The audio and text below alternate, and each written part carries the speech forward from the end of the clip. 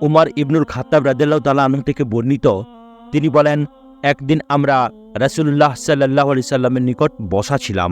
এমন সময় একজন লোক আমাদের সামনে আবির্ভূত হলো।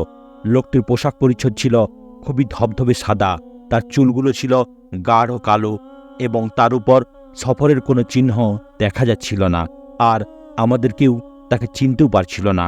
সে সোজা রাসূলুল্লাহ সাল্লাল্লাহু আলাইহি সাল্লামের নিকট গিয়ে বসল। তারপর তার হাঁটু রাসূলুল্লাহ সাল্লাল্লাহু আলাইহি সাল্লামের হাঁটুর সাথে লাগিয়ে দিয়ে নিজের হাত দুখানা তার উরুর উপর রেখে বলল, হে মুহাম্মদ, ইসলামের পরিচয় আমাকে বলে দিন।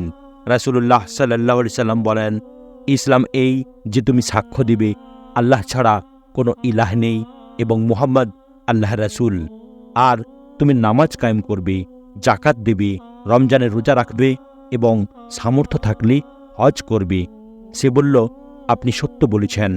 আমরা তার এরূপ আচরণে বিস্ময়বোধ করলাম যে সে তাকে জিজ্ঞেস করছে, আবার তার কথা সত্য বলে মন্তব্যও করছে।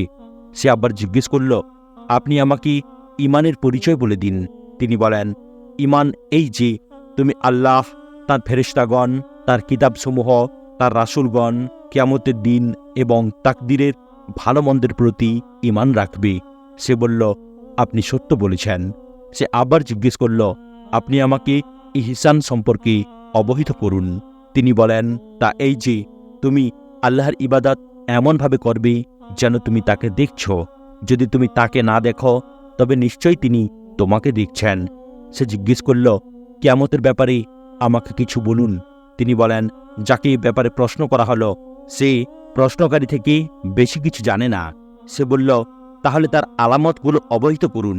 তিনি বলেন, দাসী তার কর্ত্রীকে প্রসব করবে, আর এককালের খালিপা ও উলঙ্গ শরীর বিশিষ্ট গরিব মেষের রাখালদেরকে পরবর্তীকালে সুউচ্চ দালান কোঠা নিয়ে পরস্পর গর্ব করতে দেখবে। তারপর লোকটি চলে গেল। বেশ কিছুক্ষণ অতিবাহিত হওয়ার পর রাসূলুল্লাহ সাল্লাল্লাহু আলাইহি সাল্লাম বলেন, হে উমর, তুমি কি জানো প্রশ্নকারী কে? আমি বললাম, আল্লাহ ও তার রাসূলই ভালো জানেন। তিনি বলেন, তিনি হচ্ছেন জিবরিল।